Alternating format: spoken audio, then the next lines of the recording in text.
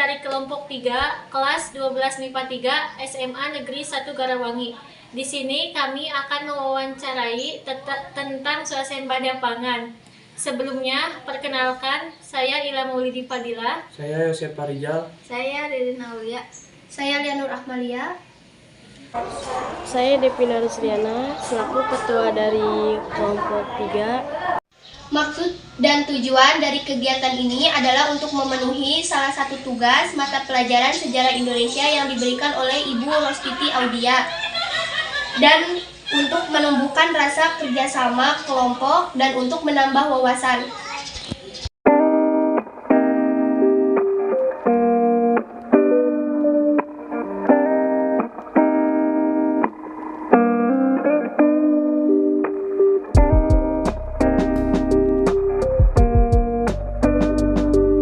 Baik, sekarang kita sudah bersama narasumbernya. Bapak silakan perkenalkan diri.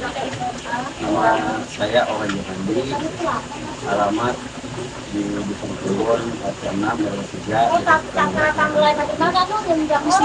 usia 54 tahun. Swasembada pangan itu apa?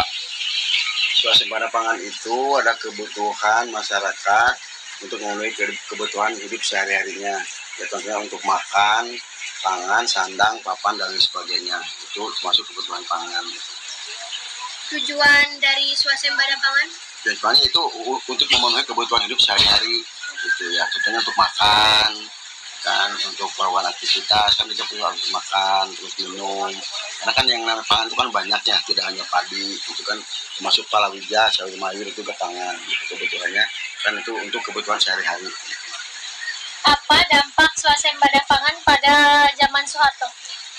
Kalau zaman Pak Harto kan lahannya masih sedikit, lahannya banyak, penduduknya masih sedikit, jadi Indonesia itu bisa mengimpor mengekspor ke luar negeri, ya kan? Kalau sekarang itu karena penduduknya semakin banyak, lahan pertaniannya semakin berkurang, sehingga Indonesia mau tidak mau sekarang harus impor dari luar negeri untuk memenuhi kebutuhan masyarakatnya, itu terutama untuk pangan.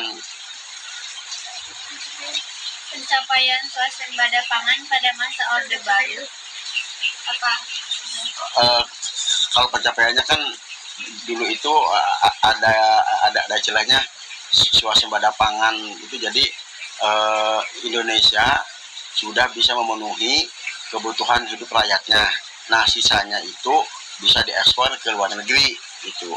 Contohnya untuk di barter, contoh seperti dulu kan ada istilah beras ketan ditukar sama pesawat, terus ada lagi beras ditukar aja sama obat-obatan dan pupuk dan sebagainya gitu. Itu kalau dulu, kalau sekarang mah tidak bisa karena ya lahannya sedikit, masyarakat bertaninya sudah berkurang gitu. Perbedaan swasembada pangan pada zaman Soeharto dengan swasembada pangan pada zaman ini? Jadi perbedaannya ya itu tadi dari penghasilan pertaniannya. Jadi kalau sekarang itu sedikit karena kita mengimpor, kalau dulu malah kita kebanyakan gitu. Jadi kita mengimpor, itu perbedaannya.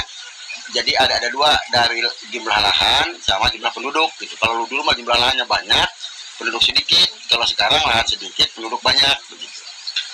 Kalau menurut Bapak, apakah sekarang Indonesia sudah mencapai swasembada pangan? Menurut saya mah belum. Ya kan itu tadi alasannya karena sekarang penduduk semakin banyak dan lahan pertaniannya berkurang. Ya udah, baik Pak, makasih atas informasinya. Ya, sama-sama. Kesimpulan dari wawancara kami, swasembada pangan adalah kebutuhan masyarakat untuk memenuhi kebutuhan sehari-hari, di mana swasembada pangan di masa Orde Baru bisa dibilang adalah masa emas, di mana beras ketan bisa ditukar dengan pesawat.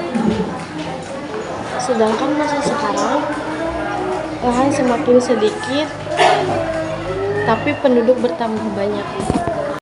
Sekian dari kelompok kami, kurang lebihnya mohon maaf. Semoga video wawancara swasembada pangan ini bermanfaat bagi kelompok kami dan bagi yang menonton. Wassalamualaikum warahmatullahi wabarakatuh.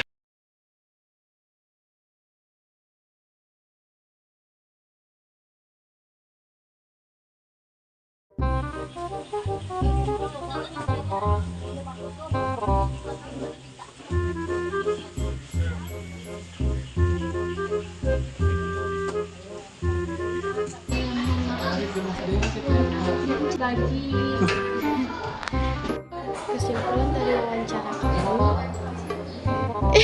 Gila, Teks biru, teks.